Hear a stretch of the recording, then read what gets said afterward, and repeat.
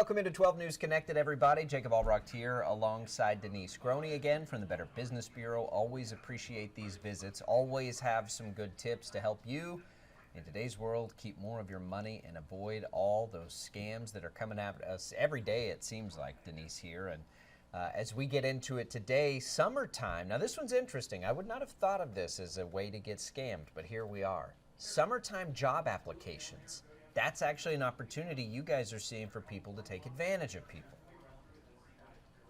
It is. So if you haven't already got your summer job, maybe you're wrapping up college or high school, whatever that may look like for you, this is an ample time for scammers to try to take advantage of folks by putting fake ads online to get you to apply for their position that, as we know, does not exist. So that's really interesting. So there are places, like where would somebody see that? Where would you see a fake job advertisement? Well, one in particular that we just wrapped up our investigation on is a work from home opportunity, supposedly out of Hastings, Nebraska. But what we found was that's not true. So this particular company calls themselves PLS Shipping. And a lot of the consumers that we heard from saw their ad placement either on social media as a paid advertisement or on a legitimate platform such as Indeed. So it is something you have to keep in mind, that platforms like Indeed and, Recruit, they try their best to wean out fake applications and fake, job postings. However, it can't be foolproof. So as the consumer, before you apply for a job, it really is on you to do your due diligence to make sure that that listing and that job opportunity is legitimate. What's a simple way to do that? Like, what's a simple way to sift through and find out what's real? Well, one way is to go to that company's website.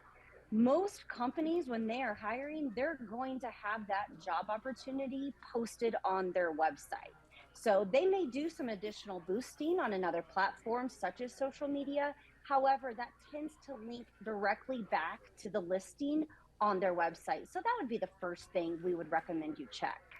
And then we're going to bring up a list here for people to see. So summer jobs is something, for college kids or, just people in general, that you're looking quickly, you're trying to get in and out somewhere. That seems a little more likely and maybe easier for somebody to take advantage when everything moves fast and, isn't as organized as it might be for a career, for instance, versus just a job.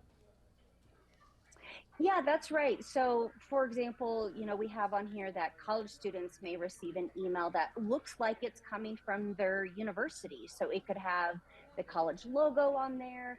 So that adds credibility to who they are pretending to be. These scammers know that. And as you know as well, it's so easy nowadays to capture an icon or a graphic from a legitimate source, put it on an email, and blast it out. The other thing we're seeing is the request for the reformatting of a resume. And so, what this is, you may go apply for a job position online, and they may come back with a follow up email asking you to reformat your resume. In doing so, they typically want a small fee. What we've seen so far is, anywhere from maybe a couple bucks to $10. So, nothing that would raise big red flags. However, not only are you uploading your resume, you're now going onto their website, you're giving them your financial information. So it's one of those that kind of keeps on going and really opens up the door for potential identity theft. So when, again, I can't think of a scenario where that would even be legitimate, right? An employer asking to do that for you.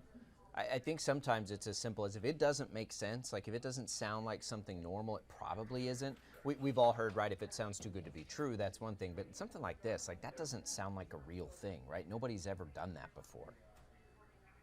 Right. And we're seeing more reports of that. So that's something to be mindful of, that is a tactic that scammers may start using more frequently. Also, the fact of on the spot job hiring. 9 times out of 10, when we're hearing from victims of employment scams. They're telling us, well, I had a email conversation or instant message conversation, sometimes even a text message conversation, and they hired me the very first time that we ever communicated. Legitimate businesses are going to take the time to make sure that they're hiring the right candidates, and on the spot job hiring is typically not heard of, or best practice for legitimate businesses that are really looking for the best candidate. And if it is, like if it's, if it's a place that just needs summer help, maybe talk to some of the other people that work there if you're there, right? I think there are still ways to vet it, but yeah, it's just, as always, think about it and reach out to you guys if you have a question too. And on some of this, you could probably just go to the BBB website to find out if a business is at least real, right?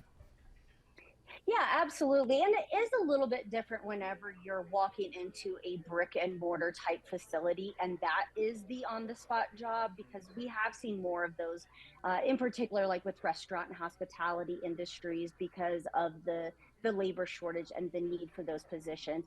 I would not be as concerned when you're Yeah. physically at the place of location talking to somebody, as opposed to somebody who's you've only communicated via email. My wife and I run some businesses and we take summer help and add people, and sometimes we do it that way, but usually it's while we're open and other people are there, and it could be very obvious that yes, this is an actual place.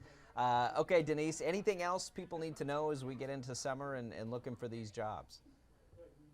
I think something else a lot of the scammers like to use is the fact that they may send you a cashier's check in the mail, and then they will tell you to deposit the funds and then send additional funds elsewhere, maybe in the form of a gift card or using a cash app, or a payment type app. Those are always scams. So typically what you find out is that when you deposit that check, it does not clear through your bank. Therefore, a couple days later, you'll get the call from the bank, and you will be the one on the hook to pay back the bank whatever the amount of that check was. By then, you've already sent the money. Yeah. So there is no recourse to getting your refund. The classic almost that bleeds into every one of these different scams.